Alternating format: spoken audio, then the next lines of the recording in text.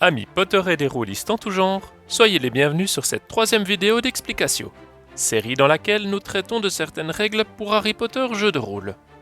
Je suis Kull, et dans cette vidéo nous allons développer les règles concernant le Quidditch. À vos balais, c'est parti. Le Quidditch dans les films et les romans.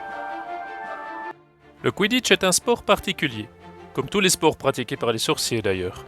Ces règles sont assez confuses et beaucoup d'actions se jouent sur le fil du rasoir entre ce qui est autorisé ou non, comme c'est le cas de nombreuses feintes utilisées par les joueurs par exemple.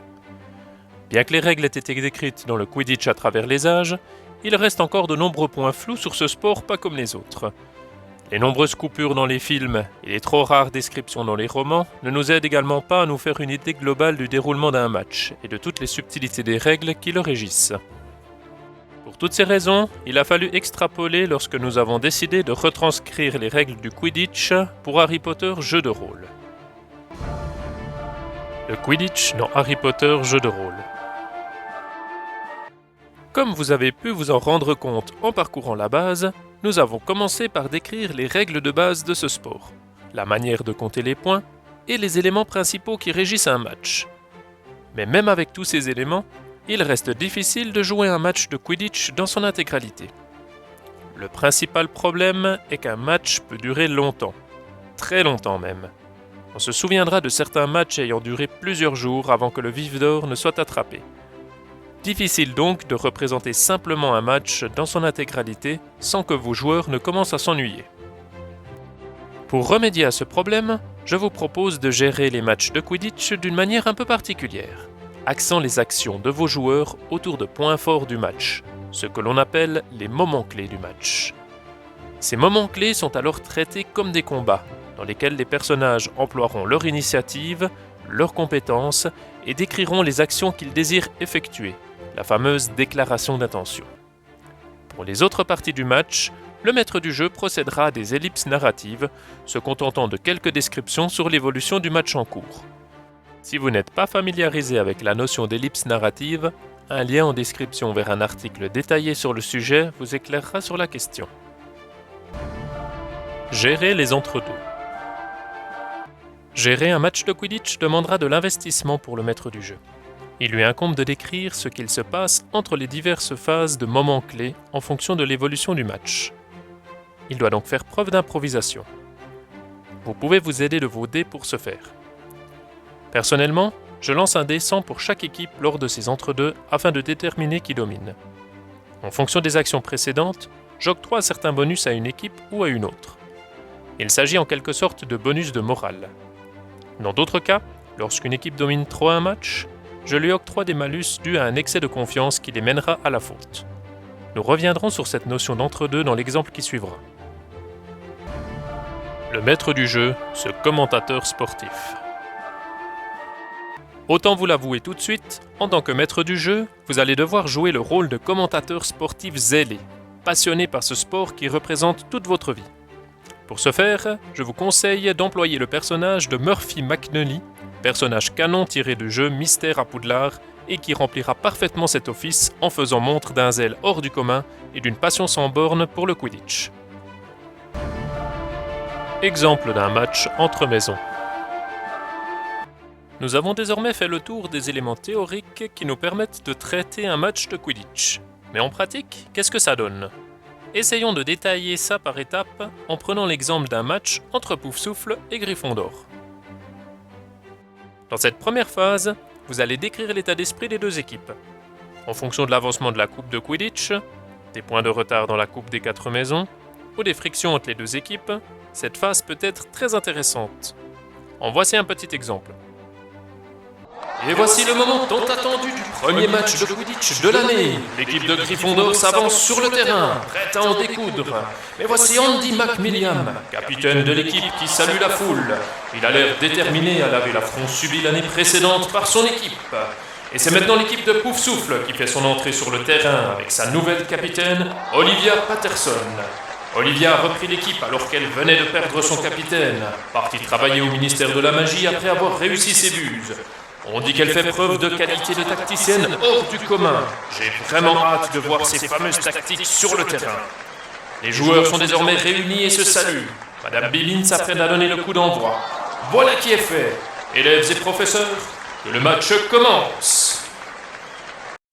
Comme vous avez pu vous en rendre compte, on expose ici quelques éléments qui vont motiver vos joueurs, tout en rappelant les enjeux du match. Vous pouvez glisser quelques éléments d'autres parties, ou simplement rester sobre, à vous de voir. En fonction de vos personnages sur le terrain et des postes qu'ils occupent, vous n'aurez pas les mêmes actions à disposition. Un gardien ne partira pas attraper le vif d'or, par exemple. Il convient alors de concentrer vos moments clés sur vos joueurs et d'écrire en quelques mots les autres actions. Pour notre premier moment clé, nous allons choisir une configuration standard, c'est-à-dire 2 poursuiveurs de l'équipe de Poufsouffle qui tentent de passer un poursuiveur de l'équipe de Gryffondor. Nous allons donc représenter cette situation sur un plan en utilisant un quadrillage. Nous représentons nos 2 poursuiveurs de Poufsouffle. Nous allons pour l'exemple dire qu'il s'agit de personnages non joueurs, donc de personnages gérés par le maître du jeu. Nous rajoutons notre poursuiveur de Gryffondor qui va tenter de s'emparer du soifle. Ici nous allons dire que notre poursuiveur de Gryffondor est un personnage joueur, donc joué par un joueur. Il nous reste encore à représenter le soifle, qui est ici en possession du second poursuiveur de Poufsouffle, et nous en avons terminé avec la représentation schématique de notre premier moment clé. Tous les moments clés se résolvent de la même manière, en suivant le même déroulement. Tout d'abord, nous avons la schématisation de l'action, ce que nous avons fait dans l'étape précédente. En deuxième étape, nous allons avoir la description du commentateur, description de la situation et des intentions des différents PNJ. Nous passons ensuite au jet d'initiative des différents personnages joueurs et personnages non joueurs. En fonction des résultats, nous aurons les ordres des actions des différents joueurs. Nous passerons ensuite aux déclarations d'intention, comme pour un combat. Puis, les jets dans les compétences en fonction des déclarations d'intention. Et pour terminer, la résolution du moment clé. Maintenant que la schématisation du moment clé est terminée, nous pouvons passer à la description du commentateur. Voici, dans cette situation, ce que cela donnerait. Les 2 poursuiveurs de Poufsouffle filent comme une nuée de flèches en direction des buts adverses. Mais le poursuiveur de Gryffondor est bien déterminé à intercepter ce soifle. Je me demande quelle tactique va utiliser l'équipe de Poufsouffle afin de passer ce défenseur. Maintenant que la description du commentateur de l'action est terminée, nous pouvons passer à la troisième phase, c'est-à-dire la détermination des initiatives. Pour rappel, un jet d'initiative se fait par le lancer d'un des 6 auquel on ajoutera sa valeur de dextérité. Je ne vais pas ici détailler les feuilles de personnages des différents intervenants, l'important est d'obtenir des résultats qui nous permettent d'illustrer ce premier moment clé. Dans notre cas, le premier poursuiveur de Poufsouffle obtiendra un total de 20, le second un total de 13, et le troisième, celui de Gryffondor, un total de 12. Nous pouvons donc passer à la quatrième étape, c'est-à-dire l'ordre des actions en fonction des jets d'initiative réalisés. On remarque que ça ne change pas par rapport à notre liste précédente, on aura le premier poursuiveur de Poufsouffle en premier, le second poursuiveur de Poufsouffle en deuxième, et finalement le poursuiveur de Gryffondor qui tente de s'emparer du soifle. On pourra ensuite procéder à la déclaration d'intention. Dans ce cas-là, le maître du jeu va gérer les 2 PNJ et va s'exprimer pour le personnage joueur de Gryffondor en lui disant « Tu remarques que les 2 poursuiveurs se rapprochent l'un de l'autre, mais le poursuiveur qui est à ta droite, soit le premier poursuiveur, tente de s'interposer entre toi et le soifle. » C'est ensuite au tour du personnage joueur de s'exprimer, de donner sa déclaration d'intention. Mettons que dans ce cas, il nous dit « D'accord, j'évite le premier poursuiveur pour intercepter le soifle du second. » Ceci termine nos déclarations d'intention et nous allons pouvoir passer à la 6e étape, c'est-à-dire les jets dans les compétences, pour voir quelles actions seront réussies et lesquelles seront manquées. Nous allons maintenant déterminer quelles compétences il faut utiliser en fonction des déclarations d'intention. Pour les 2 poursuiveurs de Poufsouffle, il s'agit de simples vols en balai puisqu'ils ne vont pas tenter de faire une feinte ou tenter de faire une acrobatie quelconque. Le maître du jeu procède donc au jet de dés. Il obtient un résultat négatif pour le premier poursuiveur à -9, donc une action ratée pour celui-ci. Il n'arrivera donc pas à s'interposer entre son coéquipier et le poursuiveur de Gryffondor. Pour le second poursuiveur, le maître du jeu obtient une différence de 25, soit une réussite, donc le poursuiveur arrivera à se déplacer là où il le désirait, mais avec l'échec de son coéquipier, la manœuvre s'annonce mal. Pour le PJ de Gryffondor, il s'agira de faire un jet d'acrobatie Quidditch, puisqu'il désire éviter le premier poursuiveur. Il fera donc avec un malus de -10, puisqu'il désire à la fois éviter ce joueur et s'emparer du soifle, donc une action considérée comme complexe. Il sera important de prendre tous les facteurs en considération, soit la maîtrise dans la compétence acrobatie Quidditch du personnage, soit ici un 60, le bonus octroyé par le balai du Gryffondor, soit un bonus de 10%, on enlèvera le résultat du jet de dés, soit un 32 sur notre dé 100, et on enlèvera également le 10% dû au malus de l'action. Cela nous donne donc un 60 plus 10 moins 32 moins 10, soit 28 de différence. Nous avons donc nos 3 résultats de jet de compétences. Nous allons pouvoir procéder à la dernière étape, soit la résolution du moment clé.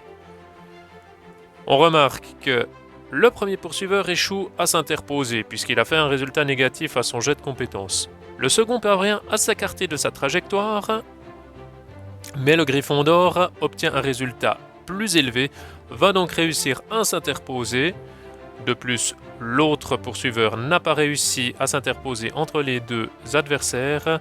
Il arrivera donc à récupérer le soifle, et il est fort à parier qu'il va partir en direction du but adverse, laissant les deux poursuiveurs sur le carreau. Une fois la résolution du moment clé terminée, il ne restera plus qu'à refaire un petit commentaire de la part du commentateur sportif afin de clore celui-ci et de passer à la suite. Magnifique action du poursuiveur des Gryffondors qui arrive à esquiver le premier poursuiveur qui tentait de s'interposer et qui s'empare du soifle, redonnant l'avantage à son équipe. Maintenant que nous en avons terminé avec le premier moment clé du match, nous allons pouvoir passer au premier entre-deux. Comme nous en avions parlé en début de vidéo, un entre-deux va permettre de décrire ce qu'il se passe entre deux moments clés impliquant vos personnages joueurs. En se basant sur notre exemple précédent dans lequel le poursuiveur de Gryffondor a réussi son action, voilà par exemple ce que vous pourriez dire à vos joueurs. Grâce à la récupération du soifle lors de ta précédente action, tu as permis à ton équipe de marquer 10 points. Ceci a permis à ton équipe de prendre confiance et de marquer 2 autres buts dans la foulée, contre un seul pour l'équipe de Poufsouffle. Gryffondor mène donc 30 points à 10 pour le moment. Une fois cet entre-deux terminé, vous pouvez passer au second moment clé du match. Pour ce second moment clé du match, nous allons prendre un autre exemple d'action, soit le poursuiveur de Gryffondor qui tente d'aller marquer contre Poufsouffle. Il nous reste donc à schématiser notre moment clé pour que les personnages joueurs puissent se rendre compte de leur position, etc. Dans notre cas, nous allons placer un batteur de Poufsouffle qui sera géré par le maître du jeu comme PNJ. Le gardien, avec les 3 buts, également un PNJ. Notre poursuiveur de Gryffondor, qui lui est le personnage joueur, en possession du soifle. On représente les autres éléments, ici un cognard, le soifle, les buts, etc. Et nous allons procéder exactement comme précédemment, avec la schématisation, la description, etc. Le même style de déroulement du moment clé. La schématisation étant terminée, nous allons pouvoir passer à la description du commentateur. Le poursuiveur de Gryffondor avance droit sur les buts en possession du soifle. Il est bien déterminé à marquer un autre but. Mais le gardien l'a vu depuis un moment déjà et se dirige sur sa trajectoire. De son côté, l'un des batteurs voit approcher un cognard. Il est avis qu'il ne va pas laisser le poursuiveur marquer sans tenter de l'en empêcher. Une fois la description du commentateur terminée, nous allons pouvoir passer à la troisième partie, c'est-à-dire les jets d'initiative des différents personnages joueurs et personnages non joueurs. Pour ce cas précis, c'est un petit peu différent de la précédente. Le batteur, lui, a envie de faire quelque chose, a bien envie d'empêcher le joueur de Gryffondor de s'interposer, il va donc faire un jet d'initiative. Le gardien, cependant, n'a pas besoin de faire de jet d'initiative puisque tout ce qu'il a envie de faire, c'est agir en dernier pour tenter d'intercepter le soifle. Il ne fera donc pas de jet d'initiative dans ce cas-là. C'est différent pour le poursuiveur de Gryffondor qui a besoin d'un jet d'initiative pour mener à bien son action. On effectue donc les jets pour le batteur et pour le poursuiveur. On obtient par exemple un 16 pour le batteur, un 10 pour le poursuiveur de Gryffondor. C'est donc le batteur qui agira en premier. On a donc notre ordre des actions, c'est-à-dire le batteur de Poufsouffle en premier, le poursuiveur de Gryffondor ensuite, puis le gardien.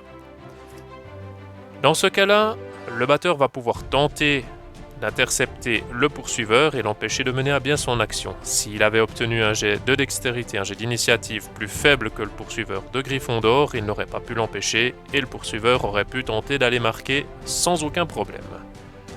Une fois l'ordre des actions terminé, il nous reste à faire la déclaration d'intention des différents personnages. Le maître du jeu va gérer les deux personnages non joueurs et va dire au personnage joueur, voilà, le gardien est prêt pour ton tir et le batteur s'apprête à t'envoyer un cognard.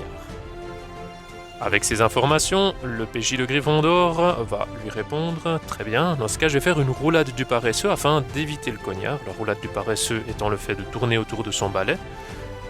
Et ensuite je vais tirer, je vise pour cela le troisième but, c'est-à-dire celui qui est tout à droite comme on peut le voir sur ce schéma. » Une fois ces déclarations d'intention terminées, il nous reste à passer aux différents jets de compétences, comme pour le premier moment clé. Le maître du jeu effectue les jets de compétences pour le batteur et pour le gardien. Il s'agit ici 2 fois d'un jet d'acrobatie Quidditch. On obtient les résultats suivants, 29 pour le gardien et 17 pour le batteur.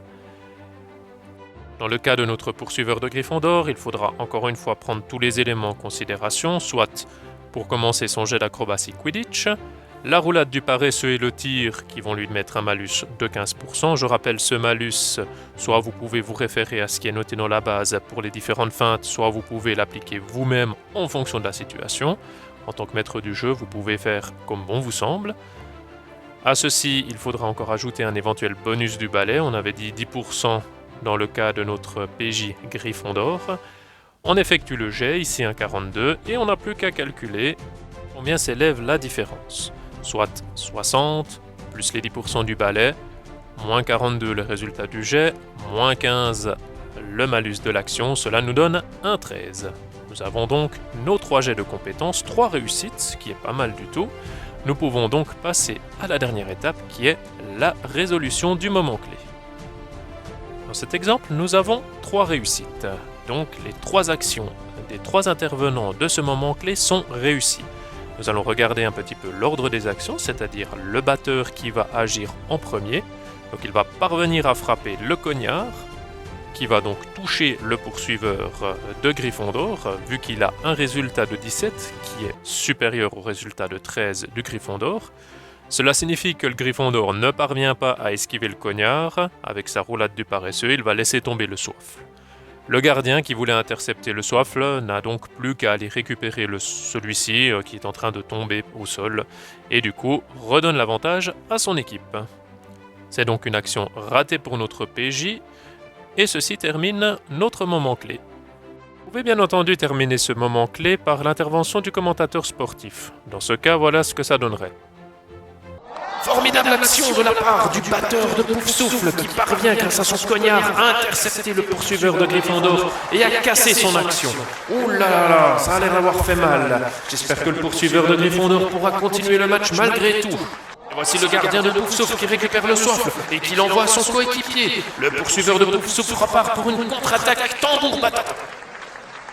Ce second moment clé est désormais terminé, on va pouvoir passer donc au second entre-deux, qui nous permettra de faire un petit résumé de ce qui s'est passé suite à cette action ratée de Gryffondor. Voici ce que vous pourriez dire. Suite à la perte du soifle, l'équipe de Gryffondor a été perdue pendant de nombreuses minutes et a encaissé de nombreux buts. Mais petit à petit, le capitaine de l'équipe de Gryffondor a pu remettre son équipe sur le droit chemin et a même permis de mettre un nouveau but.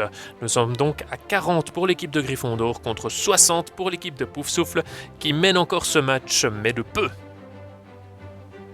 Vous l'aurez certainement compris, nous allons maintenant passer à un troisième moment clé dans lequel nous allons décrire une nouvelle action faisant intervenir les personnages joueurs, puis passer à un troisième entre-deux, puis un quatrième moment clé, etc. Il n'y a pas vraiment de limite sur le nombre de moments clés à faire durant un match. Le but est que celui-ci ne dure pas trop longtemps et surtout que vos personnages joueurs s'amusent.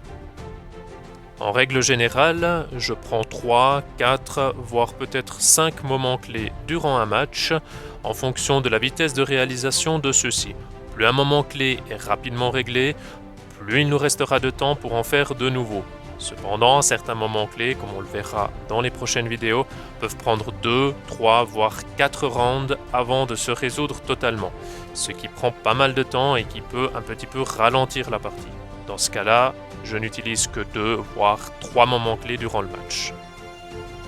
Le but final est que vos joueurs s'amusent, que la partie soit dynamique et que ces moments clés ne prennent pas trop de temps à être résolus, que ce soit au niveau des jets de dés, l'application des règles et les différentes discussions. Nous voici désormais arrivés au terme de cette 3e vidéo de la série Explications, basée sur les règles du Quidditch. J'espère que celles-ci sont un peu moins floues pour vous cette fois-ci. Comme vous avez pu le constater, nous avons pris le temps de poser les bases des règles sur comment gérer un match de Quidditch, avec les entre-deux et les différents moments clés.